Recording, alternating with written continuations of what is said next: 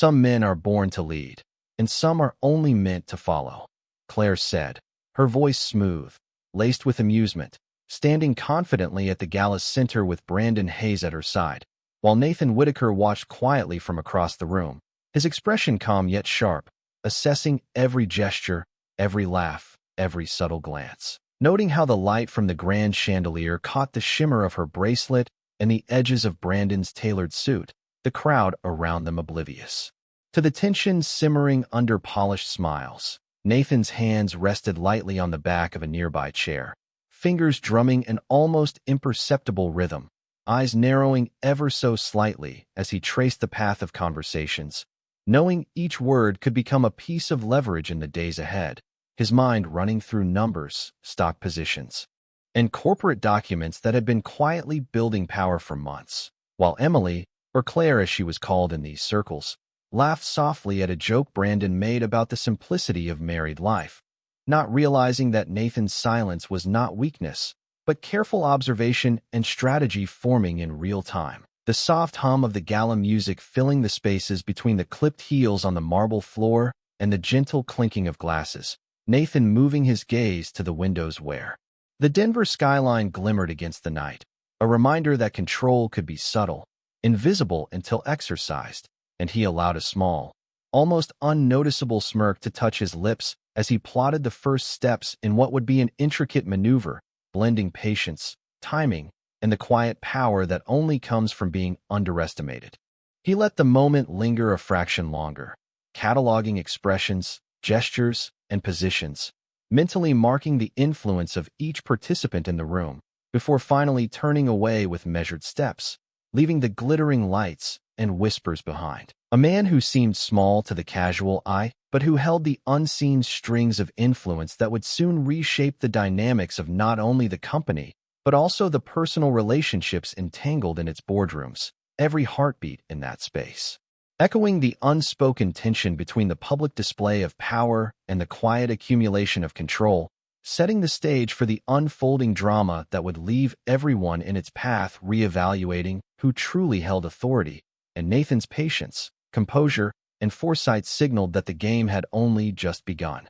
With every silent observation translating into actionable insight, ready to be deployed at the precise moment to change everything without a single raised voice, a demonstration that in the world of corporate and personal entanglements, quiet strategy can outmatch bold declarations.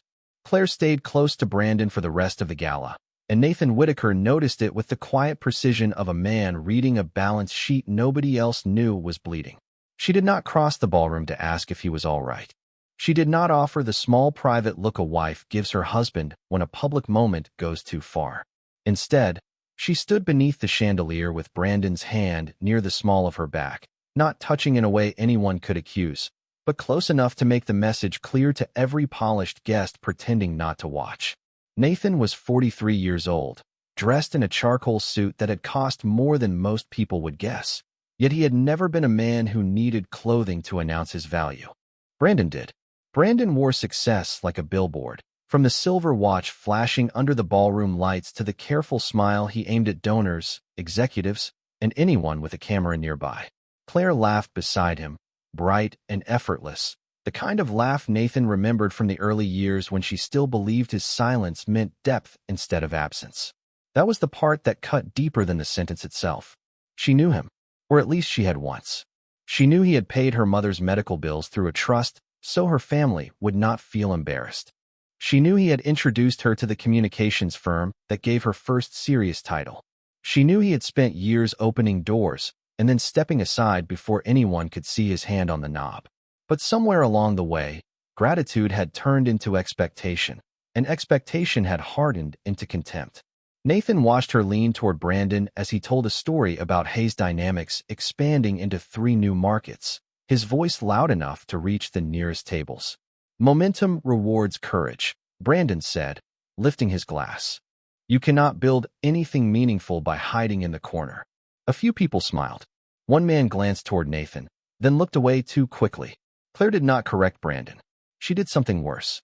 She lowered her eyes with a faint smile, like the comparison was obvious, and she was too polite to say it herself. Nathan felt the room narrow around him. the way it had when the first insult landed. The music kept playing. Waiters kept moving. The Denver skyline glittered beyond the windows as if the city itself had no interest in human humiliation. He picked up his water glass and took a slow sip, letting the cold settle against his tongue, letting patience return to its proper place. He could have spoken then.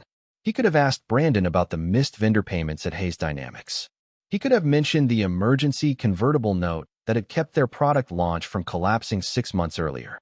He could have asked Claire whether she knew the man she was admiring had accepted money from a fund whose final approval rested on Nathan's desk.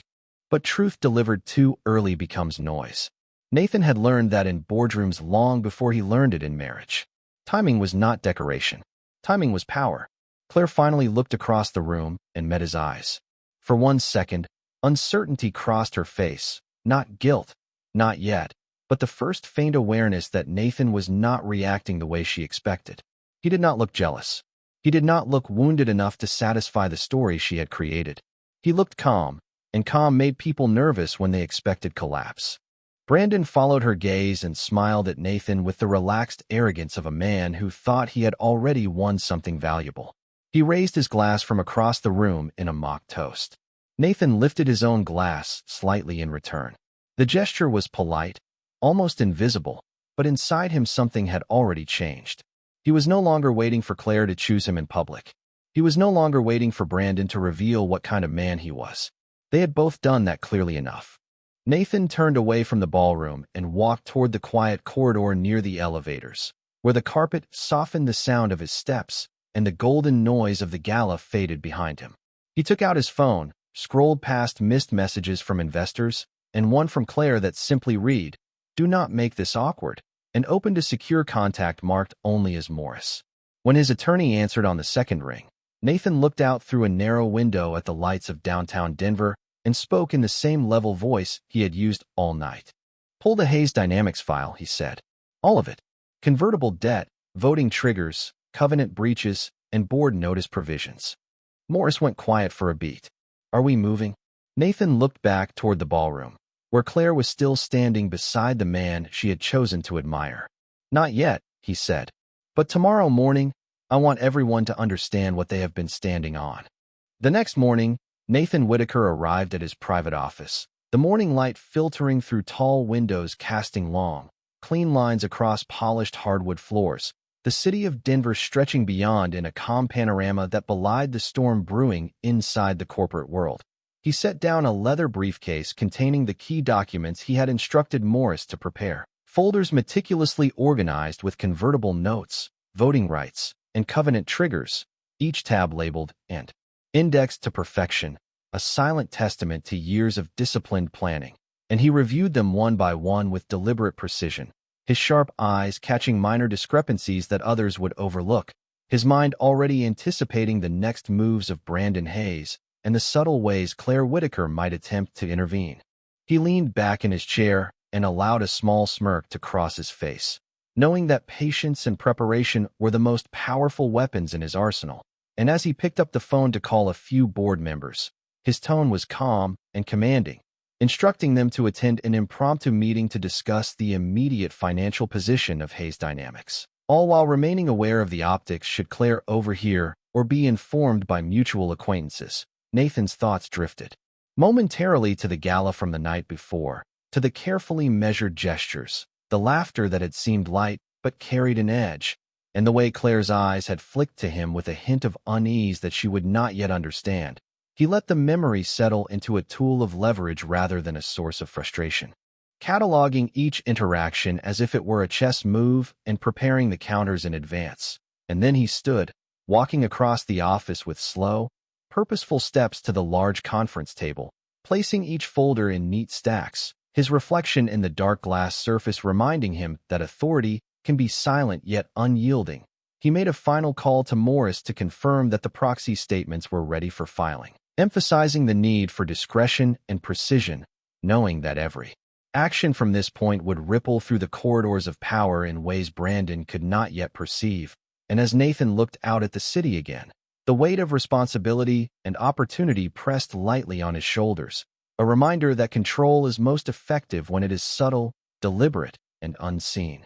setting the stage for the first moves in what would become a carefully orchestrated rebalancing of power within Hayes Dynamics. With Claire still unaware of the magnitude of influence Nathan now wielded, and Brandon unaware of the quietly encroaching authority that was about to reshape the company, all while the city below continued its hum, indifferent to the human ambitions unfolding in the high-rise office above.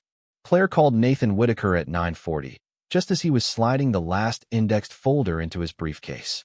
Her name appeared on his phone with a photograph from 5 years earlier, taken on a hiking trail outside Boulder, before Brandon Hayes had become a regular shadow in her sentences, and before Nathan's quiet support had been recast as a lack of ambition. He let the phone ring twice, not to punish her, but to give himself one clean breath before answering. "Nathan," she said, and her voice carried that careful brightness people use when they want to sound casual while holding a match near gasoline. "What did you do?" He looked across his office at the Denver skyline, glass towers shining under the morning sun, streets below moving with ordinary confidence. "You will need to be more specific." She exhaled sharply. "Brandon called me. His board received a notice from some investment group, and now everyone is acting like there is a crisis. Please tell me this has nothing to do with last night." Nathan closed the briefcase slowly. The soft click sounded cleaner than anger ever could. "Last night did not create the crisis," he said. "It only made me stop ignoring it." For a few seconds, there was only silence on the line. He pictured her standing in their kitchen, still in the cream dress pants she wore to morning meetings, one hand pressed to the marble counter, trying to decide whether to be defensive, charming, or afraid. "This is not fair," she said finally. That sentence almost made him smile, not because it was funny, but because fairness always seemed to become important right after consequences arrived. "Fair would have been you correcting Brandon when he reduced your husband to a joke," Nathan said. "Fair would have been you remembering who stood beside you before he walked back into your life with a louder watch and a better publicist." Claire's voice dropped. "Do not make this about him." Nathan looked down at the Hayes Dynamics file. "Claire, you made it about him the moment you chose his image over my dignity in a room full of people." She did not answer right away. He could hear a faint refrigerator hum through the phone, a cabinet closing, her breathing uneven but controlled. "What are you going to do?" she asked. "Attend a meeting." "With Brandon's board?" "With the people responsible for the company he has been performing success on behalf of." Her tone sharpened. "You cannot just walk into his company." Nathan picked up the briefcase. "I am not walking in as a guest." The line went silent again, and this time the silence was heavier. She was connecting pieces now.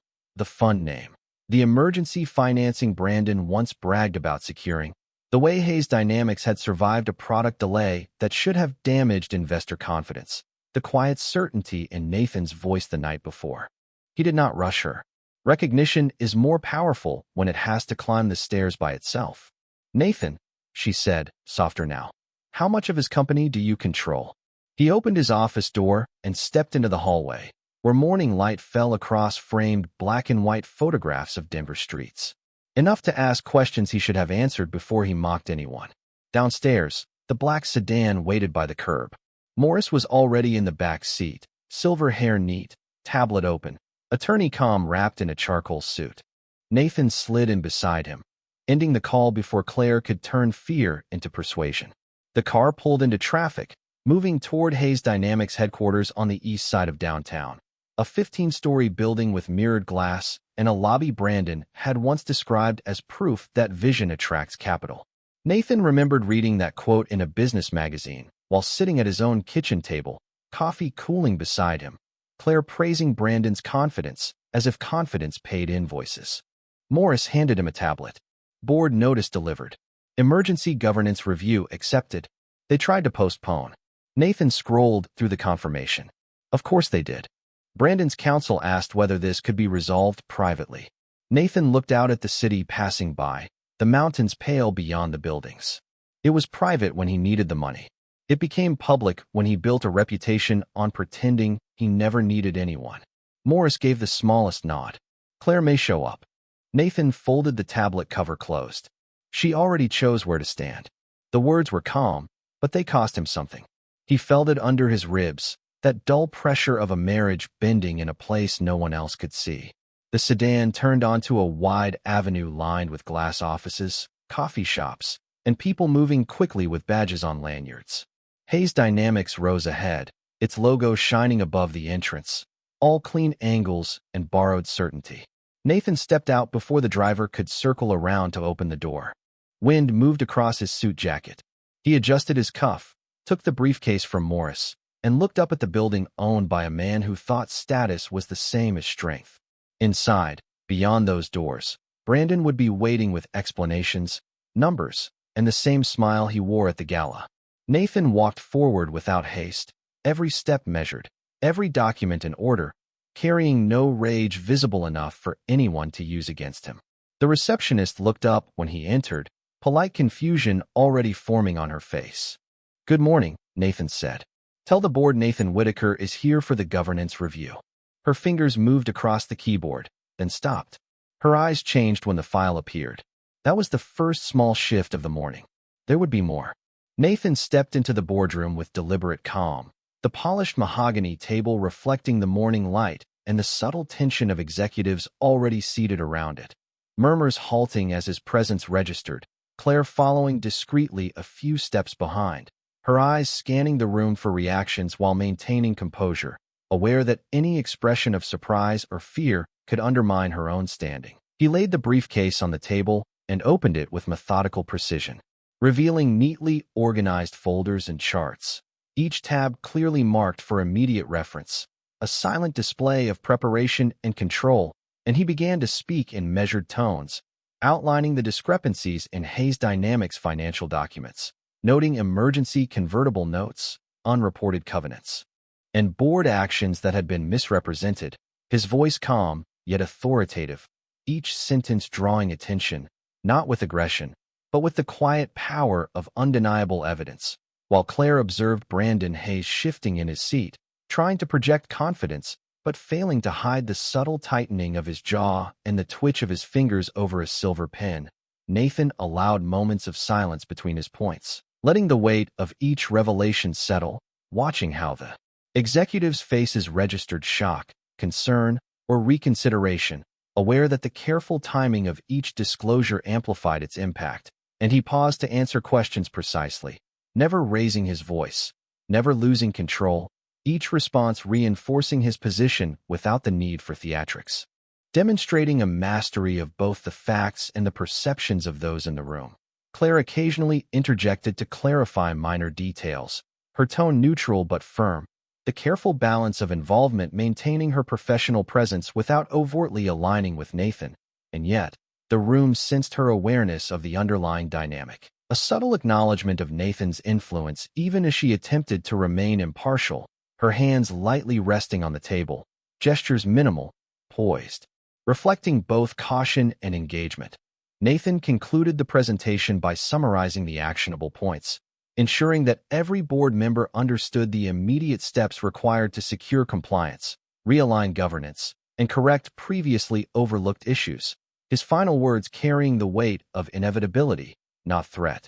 And the quiet authority in the room confirmed that control had shifted subtly but undeniably, while Brandon Hayes, for all his earlier bravado, now sat with a reserved acknowledgement, recognizing the precision and foresight that Nathan had demonstrated, and Claire, watching the interplay of power and respect, understood that the evening at the gala was only the opening move in a far more complex game. The corporate landscape now permanently altered, each participant recalibrating their perception of influence and leadership, the echoes of quiet strategy resonating far beyond the walls of the boardroom.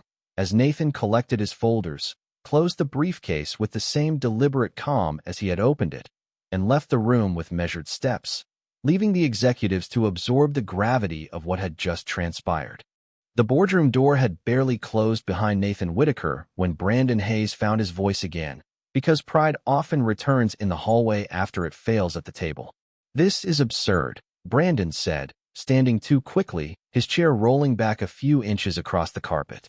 "A paperwork issue does not give him the right to walk in here and lecture my board."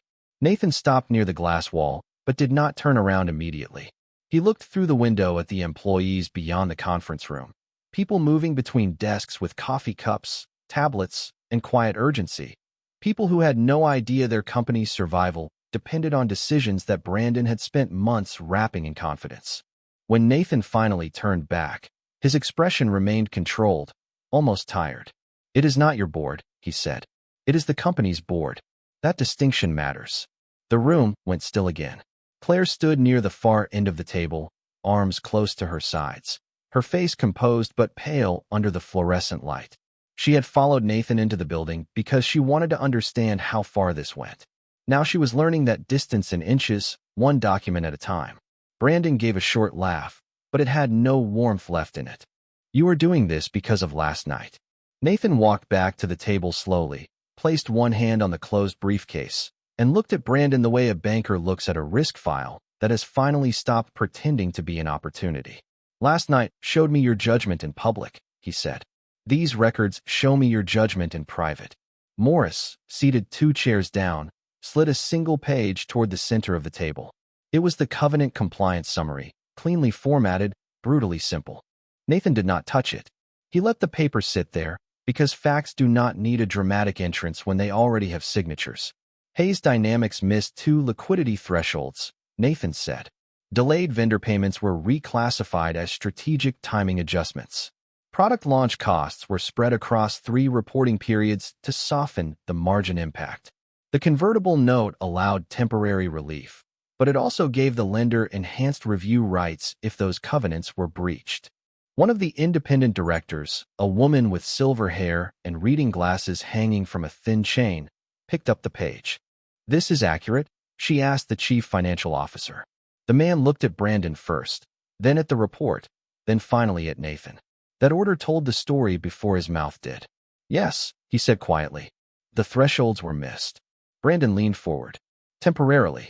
Nathan nodded once. "Then temporarily should have been reported honestly." The director set the page down. Claire's eyes moved from Brandon to Nathan, and Nathan could see the moment another layer of illusion peeled away. At the gala, Brandon had looked like momentum. In this room, under white light and numbered exhibits, he looked like a man who had confused speed with direction. Claire had chosen the performance because performance was easier to admire from a distance. Nathan had chosen the truth because truth was the only thing that held weight up close. "What exactly are you seeking?" the director asked Nathan. "Interim oversight," Nathan said. "A freeze on discretionary expansion spending. Full review of vendor obligations. Correction of investor communications. And a leadership assessment overseen by the board, not by Brandon's office." Brandon's face tightened. "That is a direct challenge to my authority." Nathan's voice remained low. "No, it is a response to how you used it." The sentence landed with a quiet finality that even Brandon seemed to feel. Claire lowered her gaze to the glass table, where the reflection of the overhead lights broke into clean white lines across the documents.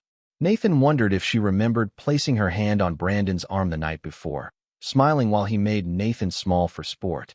He wondered if she understood now that she had not stood next to power. She had stood next to noise. Morris cleared his throat and addressed the board. "Under the note agreement, the review rights are active. The fund has legal standing to request these measures. Refusal would need to be documented, and it would likely create notification obligations to existing investors. That changed the temperature faster than any insult could. Investors, notification, obligations. The 3 words every board understood.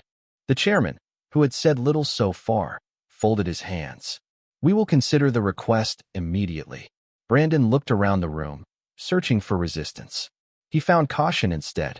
Caution was worse. Caution meant people had begun imagining a future without him. Claire took one step toward Nathan, then stopped, as if unsure whether she still had the right to stand beside him. Nathan noticed, but he did not rescue her from that uncertainty. Some silences are lessons. The board moved into closed discussion while Nathan and Morris stepped into the hallway. Claire followed them out.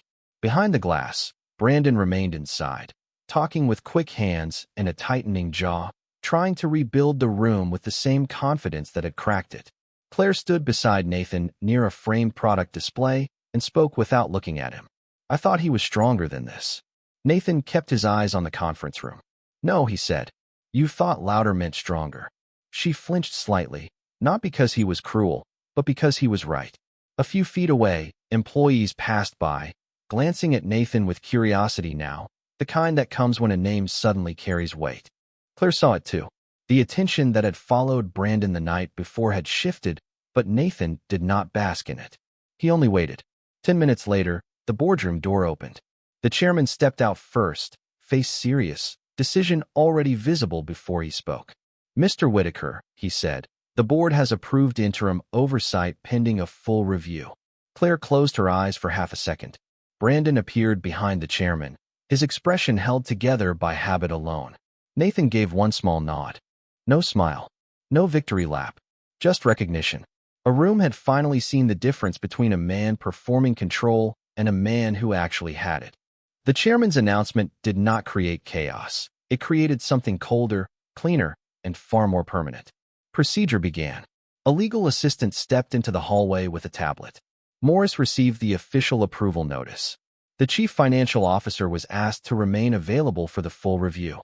Brandon Hayes stood behind the chairman with his mouth closed for once, his face arranged into a professional mask that looked one strong breath away from cracking. Nathan Whitaker watched all of it without changing expression. He had imagined this moment in a dozen versions over the years, but none of them felt like victory. Victory had music in it. This felt like paperwork, consequence, and a room finally running out of excuses.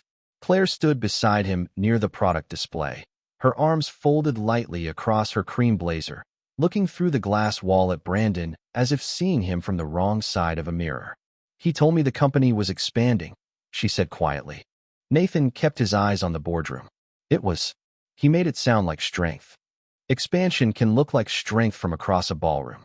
Claire turned toward him, and there was no polished smile now, no social brightness, no graceful dodge. And up close, Nathan looked at the reflected lines of white light on the glass. Up close, it looked like borrowed time. The words landed softly, but Claire's face changed as if they had carried more weight than he intended. Maybe because borrowed time was not only a business phrase. It was the shape of their marriage lately. Weeks of careful smiles.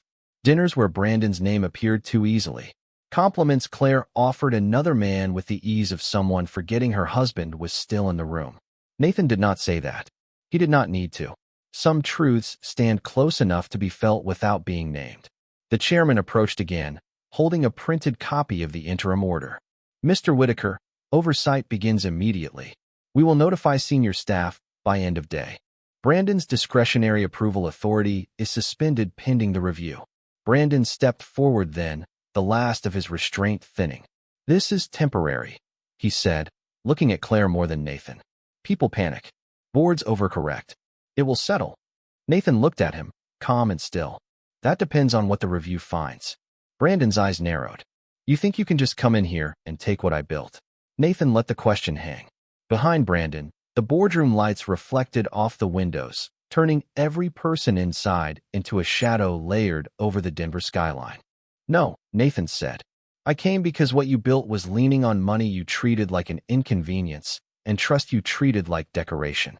Brandon's jaw tightened. "You are doing this because she came with me last night." Claire's breath caught. Nathan heard it. So did Brandon. That was why he had said it. He wanted to drag the marriage into the room because the business had stopped protecting him. Nathan felt the old anger rise, not hot enough to burn, but sharp enough to tempt him into saying too much. He let it pass. "Claire's choices are between Claire and me," he said. "Your company's choices are in these documents." The hallway went still around them. Even the legal assistant stopped typing for a second.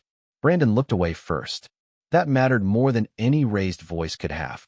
The chairman cleared his throat, grateful to return to language that could be documented. "We will need your fund's representative available this afternoon." Morris answered before Nathan could. "She is already scheduled." Claire looked at Nathan. "She?" "Angela Brooks," he said. "Former audit partner. Retail operations experience. No relationship with me, you, or Brandon." Claire nodded slowly, absorbing the fairness of it, maybe surprised he had not selected someone loyal enough to punish. That was another thing she had never understood about him. Nathan did not believe control meant crushing people. Control meant placing weight where structure could hold it. Brandon turned back toward the boardroom, his shoulders stiff, and walked inside without another word. The glass door closed behind him with a soft seal. Claire remained beside Nathan, and the silence between them felt different now, Not healed, not even safe, but honest. She looked down at her hands. At the gala, when I stood with him, she said, then stopped. Nathan waited. The hallway noise moved around them. A printer in the distance, elevator doors opening, someone laughing softly near the reception area, ordinary sounds carrying on around an extraordinary fracture. Claire tried again. I liked how people looked at me when I stood beside him. Nathan did not respond immediately. The confession was ugly, but it was real, and real things deserve enough space to show their full shape. I know, he said finally. Her eyes lifted. That is worse than if I had not realized what I was doing. Yes, Nathan said. It is. She flinched at the plainness, but she did not argue. That was something. Not enough, but something.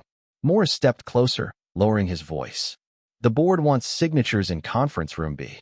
Nathan nodded, then turned to Claire. I have to finish this. Can I come? She asked. He studied her face. Last night, she had stood beside Brandon because he looked like power. This morning, she wanted to stand beside Nathan because she had finally seen it. The difference mattered, and so did the timing. No, he said quietly. Not for this part. Claire's mouth tightened, but she accepted it. Nathan appreciated that more than she knew.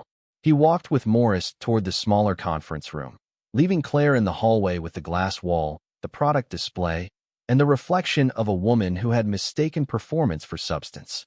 As Nathan entered conference room B, the interim documents waited on the table, clean white paper, black ink, no emotion. He picked up the pen and signed where Morris indicated. One signature activated oversight. Another confirmed notification rights.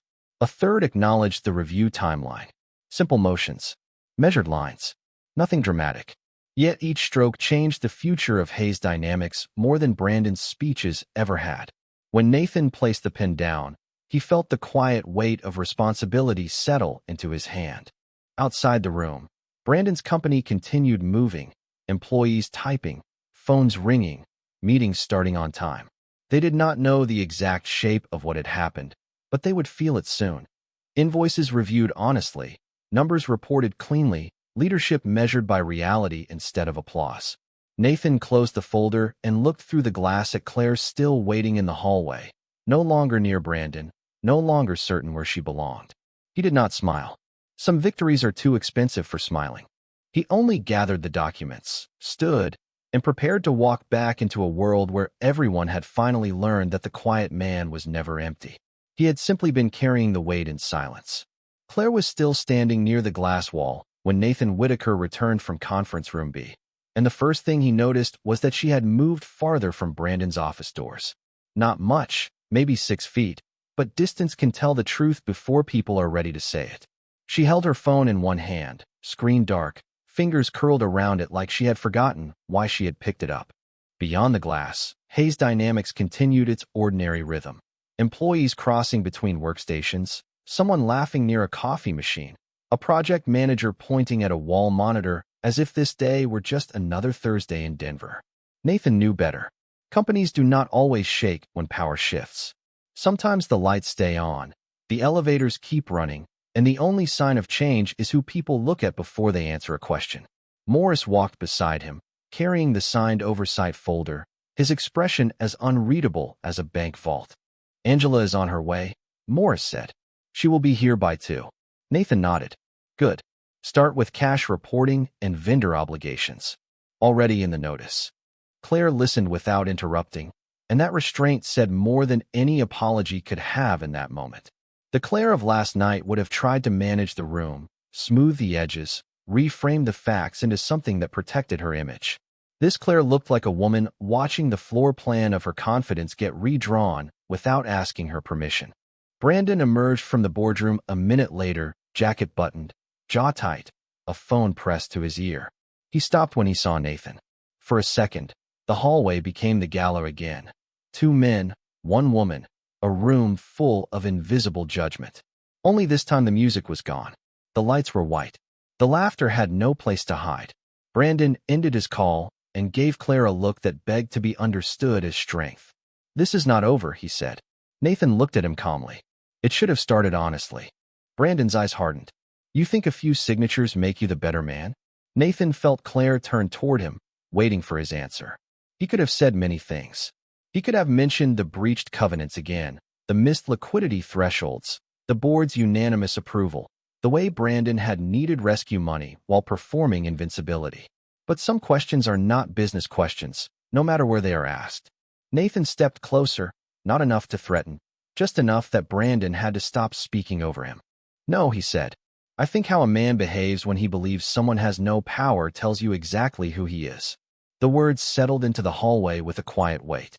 Brandon looked away first, then turned and walked toward his office, his polished shoes silent against the carpet. Claire watched him go. Nathan watched Claire. That was the harder part. He could handle Brandon's pride. It had structure, motive, obvious weak points. Claire's regret was messier. It had history in it. It had old birthdays, airport pickups, hospital waiting rooms, quiet dinners, and the thousand small moments that make a marriage feel sturdy until one evening reveals where the rot has been hiding. "Nathan," she said, and his name sounded different now, less like a warning, more like a request. He did not answer. He turned toward the elevators. She followed. Morris stayed behind with the chairman, giving them the privacy of a professional who knew when business had ended and something more complicated had begun. The elevator doors closed around Nathan and Claire, sealing out the office noise. For 12 floors, neither of them spoke. Their reflections stood side by side in the brushed metal doors, Nathan steady, briefcase in hand, shoulders squared, Claire pale, composed, eyes fixed somewhere below her own reflection. When the elevator reached the lobby, the doors opened to sunlight pouring through the glass entrance. The receptionist looked up, then looked at Nathan differently than she had that morning. Recognition has a sound, even when no one speaks. Claire saw it. Her lips pressed together. Outside, the wind had picked up, moving along the street and tugging at the edges of Nathan's coat. They stopped beneath the awning, where the Haze Dynamics logo reflected faintly in the glass behind them. Claire finally spoke. "I thought standing beside him made me look important."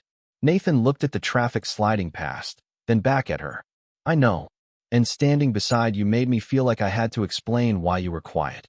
His face remained calm, but the sentence found him anyway. "That was your mistake," he said. "My quiet never needed an explanation. Your embarrassment did." Claire closed her eyes briefly, taking the words without defending against them. That was new. Not enough to heal anything, but new. A black sedan pulled up to the curb. Morris had arranged it, efficient as always. Nathan opened the rear door, then paused. Claire looked at him, unsure whether she was being invited. He did not make her guess long. "I am going home," he said. "You should take your own car." The decision landed softly, but it landed. Her face tightened, not with anger, but with the first real understanding that consequence could be quiet and still be absolute. "Can we talk later?" she asked.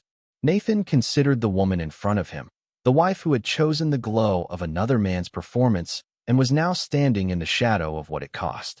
"Yes," he said, "but not so you can explain last night away." She nodded. "I know." Nathan got into the sedan and closed the door.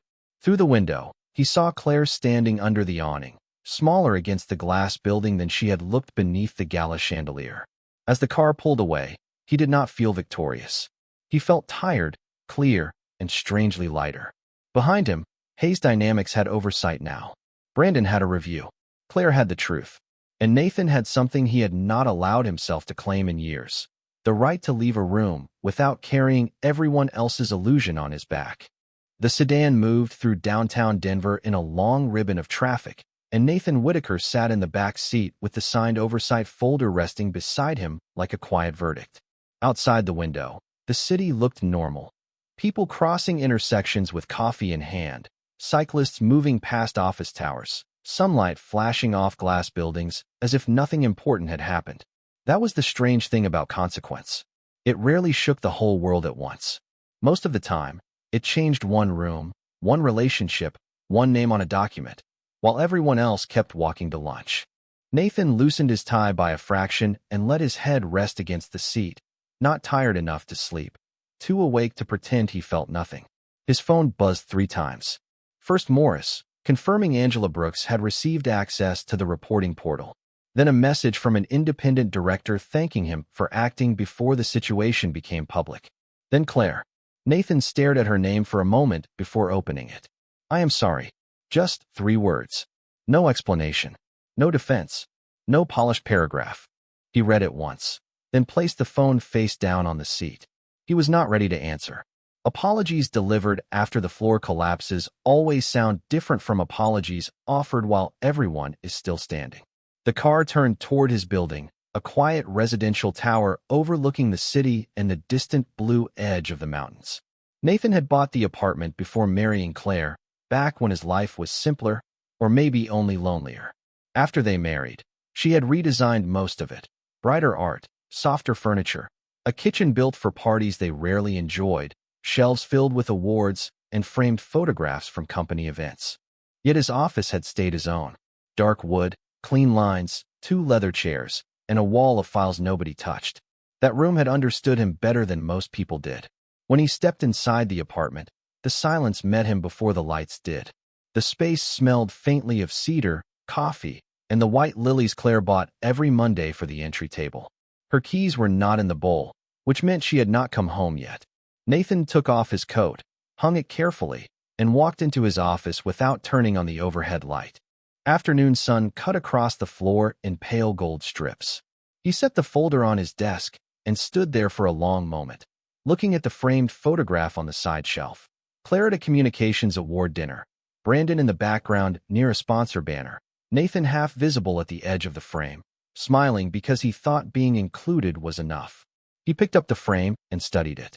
The old version of him in that photo looked patient. The man holding it now recognized something else in that patience.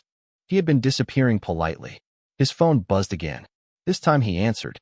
"Nathan," Claire said, and the noise behind her told him she was still in her car. Her voice sounded smaller than it had that morning. "I know you said later. I just wanted to make sure you got home."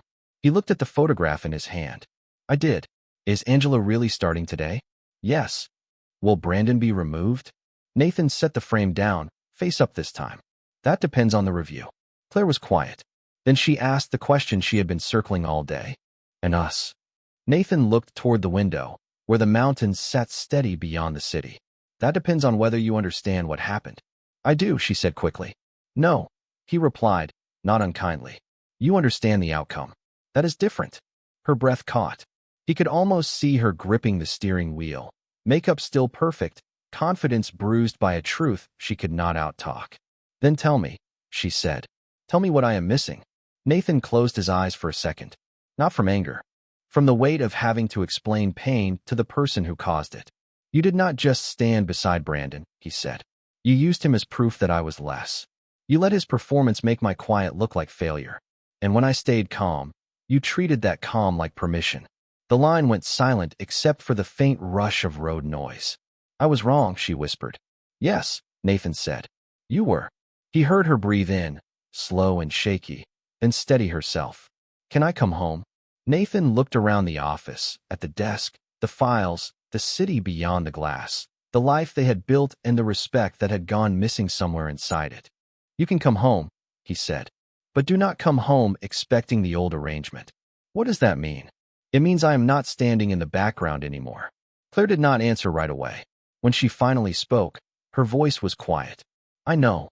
Nathan ended the call gently and set the phone on the desk. Outside, the sunlight had begun to soften toward evening. Inside, the apartment remained silent, but it was not the same silence that had followed him for years.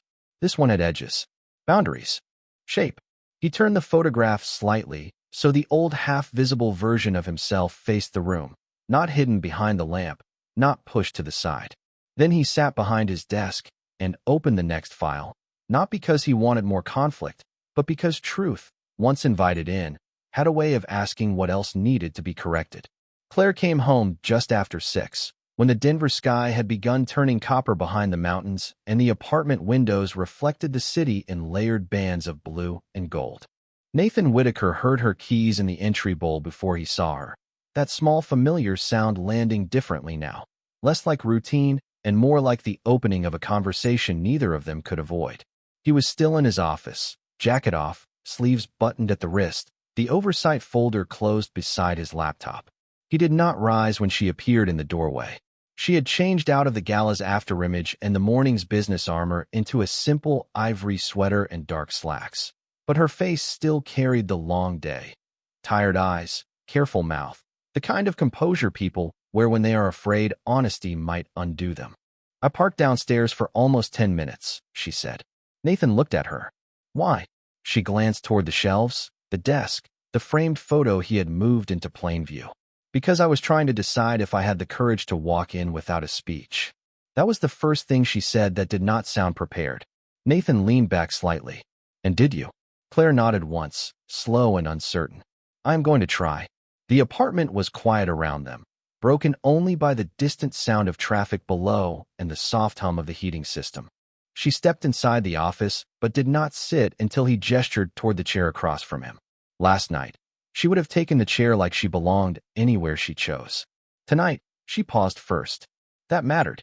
Brandon called me twice, she said. Nathan's expression did not change. I assumed he would. I did not answer. He let the sentence rest between them. A year ago, he might have thanked her for that. Today, he understood that refusing a call from the man who had helped humiliate your husband was not loyalty. It was the minimum. Claire seemed to know it too, because she looked down at her hands and kept going. I keep replaying the gala. The way I stood there. The way I smiled. The way I let him talk about you. Her voice tightened, but she did not let it become tears. Nathan appreciated that. Tears can be real, but they can also steal the center of the room. He needed the center to stay with the truth. You did not just let him, Nathan said quietly. You helped him. Claire closed her eyes for half a second, taking the correction. Yes, she said. I did. The admission did not fix the bruise, but it stopped pressing on it. Nathan folded his hands on the desk. Why? She breathed in, looking past him at the Denver skyline, where office lights now dotted the towers like a grid of tiny decisions. Because Brandon made success look simple, she said. Loud, visible, easy to point at. And you? She stopped, searching for words that would not insult him a second time. Nathan waited. You made support look quiet, she finished. I started treating quiet like less. He looked at her for a long moment. That is not an accident, Claire. That is a choice you repeated until it became a habit. Her eyes returned to his. I know. Do you? I know more than I did this morning. That answer was honest enough to matter. Outside the office, the apartment lights clicked on automatically, filling the hallway with soft warmth. Claire looked toward the framed photograph on his shelf, the one from the award dinner, the one where he had been half visible at the edge. You moved it, she said. I did. Why? Nathan turned the frame slightly with 2 fingers. Because I wanted to see what I had accepted. Her mouth tightened. She stood and walked closer, studying the picture from his side of the desk. For the first time, she saw what he had seen for years, herself centered and glowing. Brandon smiling in the background, Nathan cut nearly in half by the edge of the frame, present but treated like scenery. I used to love this photo, she said softly. I know. Now it looks cruel. Nathan nodded. Some things only become obvious after the story changes. Claire returned to the chair, slower this time. What happens with Hayes Dynamics? Angela begins the review tomorrow. Vendor obligations first. Investor communications second. Brandon's discretionary authority remains suspended. And if the review is bad, then the board acts. She swallowed. And if Brandon blames me? Nathan's gaze sharpened, not angry, just clear. That question is why we are sitting here. Claire looked confused for a second, then understood. Even now, part of her was measuring herself through Brandon's reaction. She looked down, ashamed. You are right. Nathan stood then, not to end the conversation, but because sitting behind the desk made it feel too much like a hearing. He walked to the window and looked out over the city. I am not asking you to hate him, he said. I am asking you to stop using him as a mirror. Claire's voice was small behind him. And us. Nathan watched a line of headlights move along the avenue below. Us does not get solved tonight. She did not argue. The silence that followed was not comfortable, but it was clean. No performance. No audience. No polished gala laughter. Just 2 people standing inside the cost of what they had allowed. After a while, Claire said, I want to earn back the place beside you. Nathan turned from the window. Then start by understanding it was never behind me, and it was never beneath you. It was beside me. You walked away from it. Her eyes glistened, but she nodded. I know.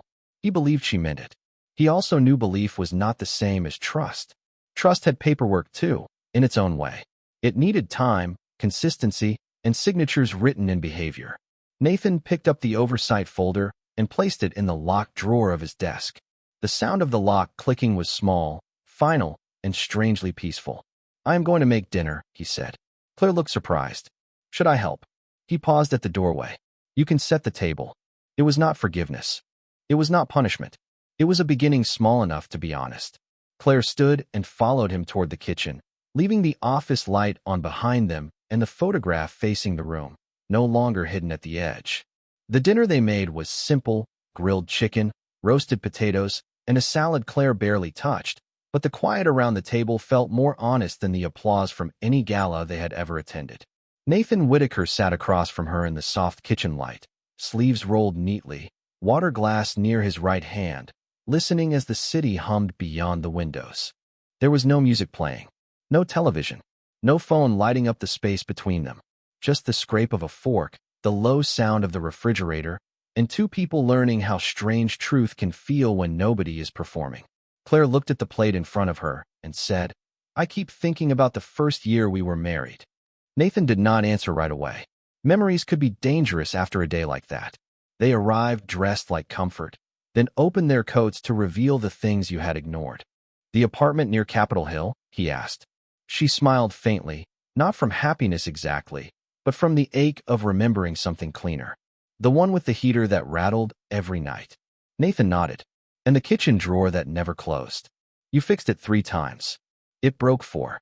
For a second, something almost gentle moved between them. Then Claire's smile faded. "Back then, I knew you were strong." Nathan looked down at his glass. "I was not different then." "I know," she said. "That is what makes it worse." The sentence sat there with them. Outside, headlights passed along the street below, thin lines of white moving through the dark. Claire took a breath and continued, careful but not rehearsed. "When Brandon came back into my life, he made everything look effortless. The company, the attention, the way people listened when he spoke. I started comparing that to your quiet, and instead of questioning myself, I questioned you." Nathan leaned back slightly. "You did more than question me." She nodded. "I diminished you." There it was. Plain, ugly, accurate. Nathan felt the words land in him, not as relief, but as a door opening onto a room he had been standing outside for years. "Yes," he said. Claire's eyes stayed on his. "And at the gala, I chose the version of myself people admired over the man who had actually stood beside me." Nathan studied her face, the softened makeup, the tired eyes, the absence of performance. "Why?" he asked. Not the easy answer. Not Brandon was charming. Not the room was watching. Why? Claire pressed her lips together, and for a moment he thought she might retreat into polished language. She did not. "Because being seen beside him made me feel successful without having to examine whether I had earned that feeling," she said. "Being seen beside you reminded me that success had a history, and that I was not the only person who carried it." Nathan looked toward the dark office hallway, where the framed photo still faced the room. That answer hurt because it was honest. He had learned that honest answers do not always heal. Sometimes they simply prove the wound was exactly where you thought it was. His phone buzzed on the counter. He glanced at the screen. Morris. Nathan let it ring once, then silenced it. Claire noticed. "You can answer. It can wait." She looked surprised. "Is it about Hayes dynamics?" "Probably. Then it matters." Nathan met her eyes. "So does this." The words changed her face, gently, as if she had been bracing for distance and received presence instead. She lowered her gaze, and for a moment neither of them spoke. The silence was not easy, but it was alive. Nathan picked up his fork, then set it down again. "Tomorrow, Angela starts the review. Brandon may keep his title for a while, or he may not. That is for the board to decide. But I need you to understand something separate from business." Claire sat still. "I am listening. I will not compete with another man for my place in my own marriage." Her eyes glistened. "I know." "No," Nathan said quietly. "You need to know it beyond tonight. If you want attention, say that. If you want admiration, earn it honestly. But do not turn me into the dull man in the corner so someone else can look brighter." Claire nodded, and this time the movement carried weight. "I will not." Nathan did not promise he believed her. Belief was easy. Patterns were harder. He stood and began clearing the plates, not as retreat, but because ordinary motions help keep heavy truths from swallowing a room. Claire rose to help. She rinsed dishes while he loaded them into the dishwasher, their shoulders occasionally close but not touching, the space between them less hostile than before and more careful. When they finished, she dried her hands on a towel and looked toward the office. "Can we take that photo down?" Nathan followed her gaze.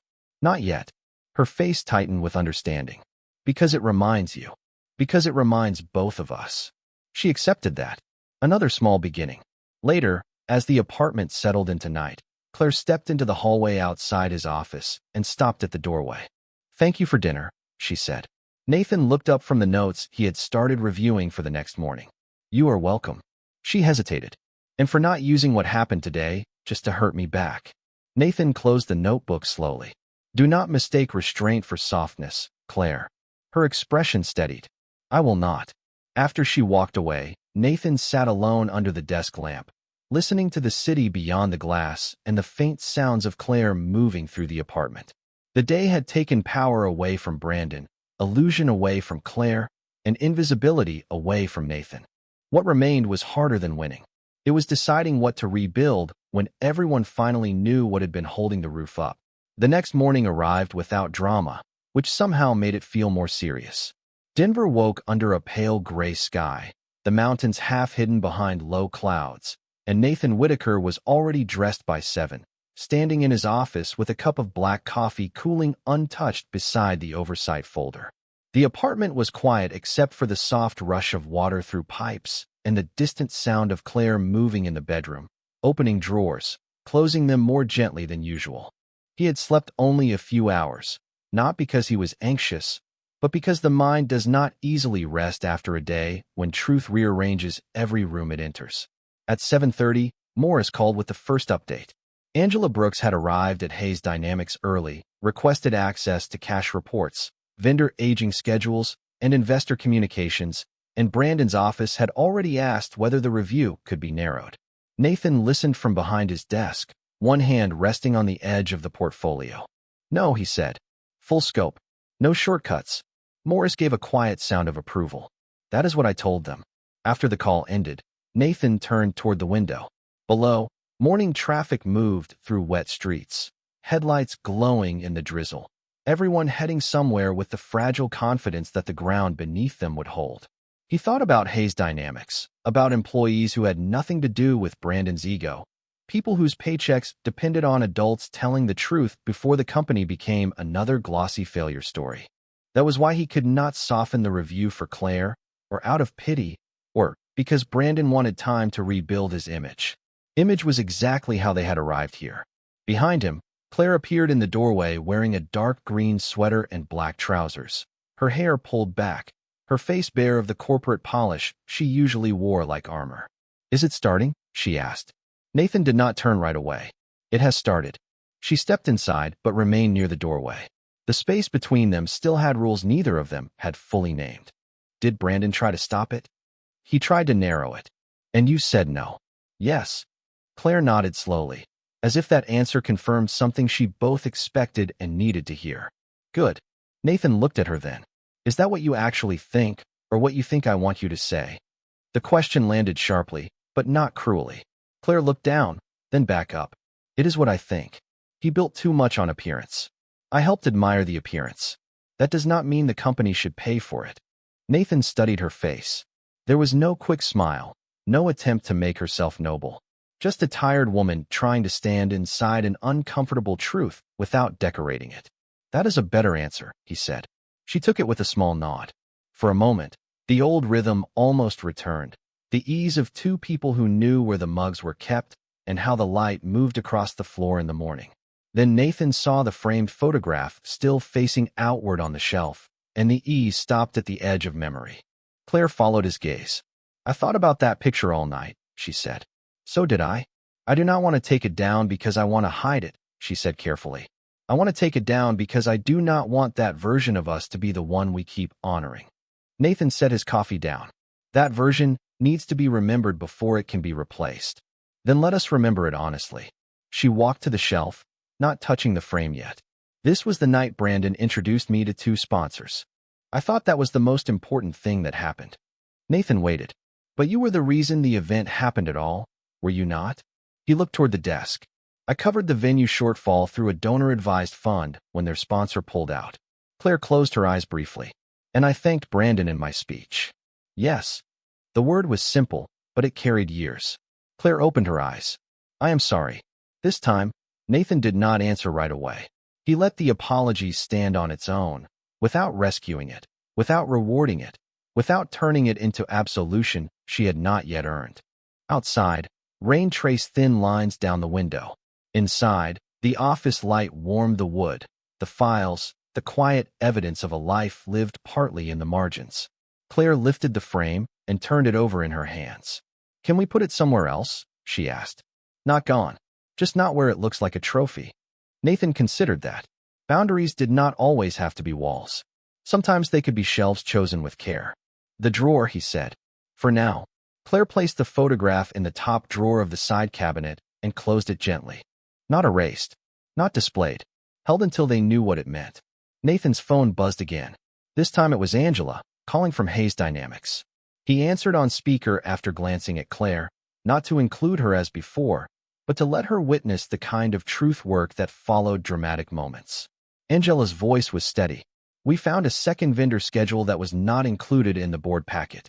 It changes the cash picture. Nathan's expression did not move. How much?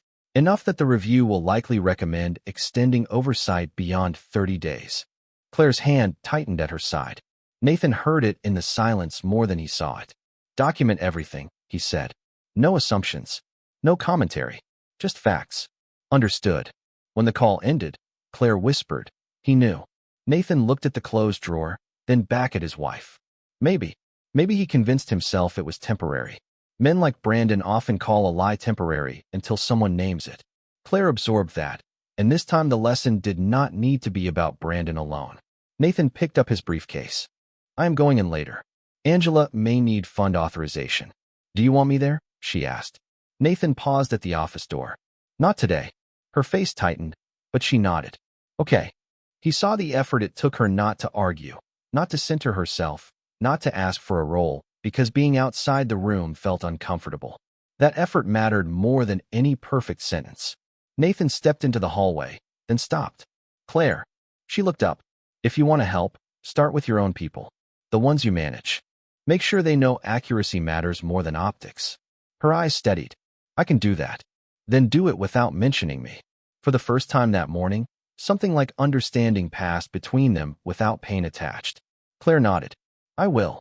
Nathan left the office and walked toward the elevator with the briefcase in hand, the apartment behind him quieter than it had been the day before, not peaceful exactly, but less false.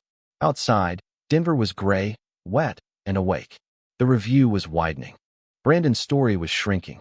Claire was learning that accountability did not need an audience. And Nathan, stepping into the morning, understood that the most difficult part of power was not taking control when others failed. It was deciding how to use control without becoming the kind of man who needed everyone to watch. Claire stood by the floor-to-ceiling window, the Denver skyline painted in soft evening light, and Nathan joined her, briefcase set down quietly on the marble side table, both of them finally breathing after weeks of meticulous scrutiny and long hours at Hayes Dynamics. The office felt different now, charged not with tension, but with a tangible sense of accomplishment, the kind that comes from seeing every detail checked, every number verified, every decision weighed carefully and fairly. A reminder that integrity, not appearances, had built the foundation they now walked on. Nathan glanced at Claire, noting the subtle lines around her eyes softened by a faint smile, and she returned the look with the understanding that had grown between them, forged in shared effort and quiet observation of what truly mattered beyond titles and pride. Together they reviewed the final report, each page a testament to diligence, clarity, and unwavering commitment to truth. And as they moved from the main office toward the conference room, where Angela Brooks awaited, they discussed procedural changes, risk assessments, and steps to strengthen company accountability, highlighting ways employees could be empowered without fear of reprisal. Each suggestion anchored in practical solutions and a desire to see the organization thrive sustainably. The conference room door opened, and Angela entered, papers in hand, her demeanor professional but tinged with the acknowledgement that what had unfolded in the past days had been exceptional. and as she presented the final findings, Nathan and Claire listened attentively, interjecting only to clarify minor points, demonstrating unity and purpose. Projecting confidence without arrogance, showing the staff that leadership could be both firm and fair, the kind that inspires respect rather than fear. After the meeting, Nathan and Claire walked along the corridor, the hum of fluorescent lights above punctuating the calm of a company restored to order, and they spoke in quiet tones about the importance of maintaining this balance, noting that the real power lay not in controlling others for personal gain, but in ensuring systems and people operated with integrity and transparency, an ethos they intended to carry forward as the standard for Hayes Dynamics. Returning to their office, Claire took a moment to look out the window again, seeing the city bustling below, and Nathan joined her, sharing a reflective silence that celebrated both the conclusion of an intense oversight process and the deeper understanding between them. Recognizing that this experience had reshaped their roles, strengthened their partnership, and clarified the values they intended to champion moving forward, they gathered their personal items, the evening settling around them like a soft curtain, and as they prepared to leave, Nathan spoke softly, acknowledging Claire's role in ensuring not only accuracy, but fairness, and she nodded, appreciating the recognition, yet feeling the quiet satisfaction that comes from work well done, the kind that does not need fanfare, only acknowledgement and shared commitment. Finally, they exited the building together, stepping into the cool night air, the city lights sparkling against the darkened sky, aware that the company they guided was now safer, stronger, and more accountable, and that the personal and professional lessons learned during the oversight would influence every future decision, reinforcing a culture where trust, diligence, and ethical leadership prevailed. And as they walked side by side toward the car, the weight of prior tension lifted, leaving a renewed sense of purpose, partnership, and the quiet pride of having faced complex challenges and emerged with clarity, respect, and a strengthened foundation for all who depended on their leadership.